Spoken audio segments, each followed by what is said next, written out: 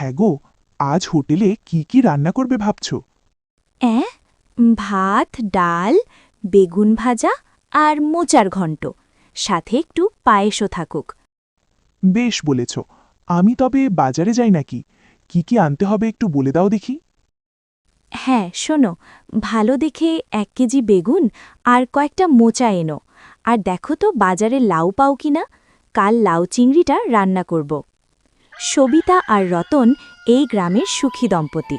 তাদের এই ভাতের হোটেল থেকে যা রোজগার হয় তা দিয়ে তারা সুখে শান্তিতে বসবাস করে। অন্যদিকে গ্রামের মোড়লের ছোট ভাই নিখিল নতুন ভাতের হোটেল খুলেছে। তার হোটেলে প্রতিদিন ভালো ভালো খাবার রান্না করে, কিন্তু কিছুতেই সবিতাদের হোটেলের মতো খদ্দের জোটে না। এই নিয়ে সে সবিতা আর রতনকে খুব হিংসে করে। দুপুর হতেই দাদা বৌদির ভাতের হোটেলে লোকে ভাত খেতে আসে। আহা, সবিতা বৌদির হাতের রান্না খাবার তো নয়, যেন অমৃত। রতনদা, মোচার রান্নাটা কিন্তু খুবই ভালো খেতে হয়েছে। আমাকে আরেকটু মোচার ঘন্ট দাও তো দাদা। এই দি। নিখিল তার হোটেল থেকে তাকিয়ে তাকিয়ে দেখছিল আর ভাবছিল কি করে সবিতাদের হোটেলটা বন্ধ করা যায়। এই রজত, দেখছিস তো ওদের ওই দাদা বৌদি ভাতের হোটেলে কি রকম লোক আসছে, আর আমার হোটেলে সকাল থেকে একটা কেউ এলো না। এ তো মেনে নেওয়া যায় না। ওদের হোটেলটা যে করেই হোক বন্ধ করে দিতে হবে। পরদিন সকালে নিখিল মোড়লের কাছে গিয়ে সমস্ত খুলে বলল। দাদা, তুমি কিছু একটা করে ওই ভাতের হোটেলটা বন্ধ করে দাও। শোন, আমি এভাবে নির্দোষ কোনো লোকের ক্ষতি করতে পারবো না। আর তুইও এসব চিন্তা ছেড়ে ভাব কিভাবে তোর হোটেলেও খদ্দের বাড়াবি। আমি তোকে এ ব্যাপারে কোনো সাহায্য করতে পারবো না। নিখিল এসব শুনে খুবই হতাশ হল, কিন্তু সে কিছুতেই নিজের ভুল বুঝতে চাইল না। সে রজতকে নিয়ে ফোন দিয়ে আটল। তারপর এ কি হচ্ছে এগুলো? খাবারের মধ্যে আরশোলা? কি বলছো রজতদা? খাবারে আরশোলা? নয়তো কি আমি মিথ্যে বলছি? এই দেখো সবাই, বড় যে মজা করে খাও এদের খাবার। এই দেখো চেয়ে ডালে কেমন আরশোলা ভাসছে। এদের হোটেলটা এক্ষুনি বন্ধ করে দাও, বন্ধ করে দাও। সবিতা আর রতন একেবারে হতবাক হয়ে গেল। তাদের খাবার নিয়ে কেউ কখনো এমন অভিযোগ তুলতে পারেনি।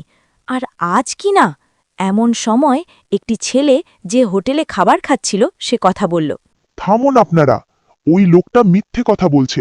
আমি নিজের চোখে দেখেছি ওই লোকটা পকেট থেকে আরশোলা বের করে ডালের বাটিতে ছেড়ে দিয়েছে। এই ছেলে, তোমার তো সাহস কম নয়। তুমি আমাকে দোষ দিচ্ছ? তোমাদের সকলের কি মনে হয় আমি এ কাজ করব? তাতে আমার লাভটাই বা কি? এই ছেলেটা মিথ্যে কথা বলছে। আমিও দেখেছি রজতী আরশোলা ছেড়েছে। সবাই অবাক হয়ে তাকালো। হোটেলের বাইরে মোড়ল মশাই দাঁড়িয়ে। কি ব্যাপার রজত? এবার কি আমি মিথ্যে কথা বলছি? না, মানে মোড়ল মশাই, আমার ভুল হয়েছে। আর কখনো এমন কাজ করব না। এবারের মতো আমায় মাফ করুন। আগে বলো, তুমি এদের ক্ষতি কেন করতে চাইছিলে? আমি কিছু করিনি। আমাকে ছেড়ে দিন। আমাকে নিখিলদা এই কাজ করতে বলেছিল। এ কি, তুমি এই কাজ করিয়েছ? তুমি আমার ভাই হয়ে এমন কাজ কি করে করতে পারলে? নিখিল কাঁদতে কাঁদতে বলল। আমার ভুল হয়ে গেছে দাদা। রাগে আর হিংসায় আমার বোধ লোপ পেয়েছিল। আমি প্রতিজ্ঞা করছি এমন অন্যায় আমি আর কখনো করব না। রতন দাদা, সবিতা বৌদি, আমাকে ক্ষমা করে দাও। আমি সত্যি বড় অন্যায় করে ফেলেছি। দেখো, তুমি যখন অন্যায়ের জন্য অনুতপ্ত হয়েছ, তাই আমরা তোমাকে ক্ষমা করে দিচ্ছি। তবে এমন কাজ আর কখনো করো না। রজত আর নিখিল তাদের ভুল বুঝতে পারায় তাদের ক্ষমা করে দেওয়া হলো। আর দাদা বৌদির ভাতের হোটেল আবারও আগের মতোই গ্রামবাসীর পেট ভরাতে লাগলো।